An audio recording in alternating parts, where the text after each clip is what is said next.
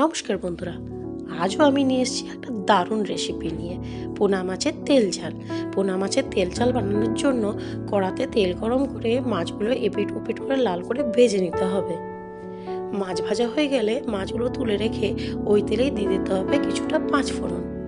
তারপরে দিয়ে দেবো পেঁয়াজ কুচি।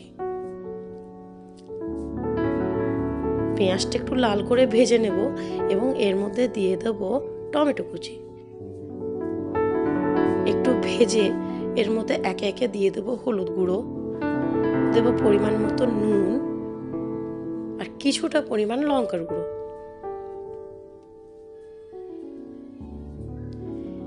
বেশ ভালোভাবে কষিয়ে নিয়ে এর মধ্যে দিয়ে দেবো সর্ষে, পোস্ত, কাঁচা লঙ্কা দিয়ে বেটে রাখা পেস্ট। ভালোভাবে কষানো হয়ে গেলে এর মধ্যে দিয়ে দেবো পরিমাণ মতো জল। ঝোল ফুটে উঠলে ভেজে রাখা মাছগুলো দিয়ে দেবো এবং একের পর দিয়ে দেবো ধনেপাতা কুচি, একটা চেরা কাঁচা লঙ্কা। নামানোর আগে উপর থেকে একটু সর্ষের তেল দিয়ে গরম গরম ভাতের সঙ্গে সার্ভ করুন এই পোনা মাছের তেল ঝাল। আমার রেসিপিগুলো আপনাদের ভালো লেগে থাকলে অবশ্যই পেজটি ফলো করবেন আর ইউটিউব থেকে দেখলে আমার চ্যানেলটি সাবস্ক্রাইব করতে ভুলবেন না। টাটা।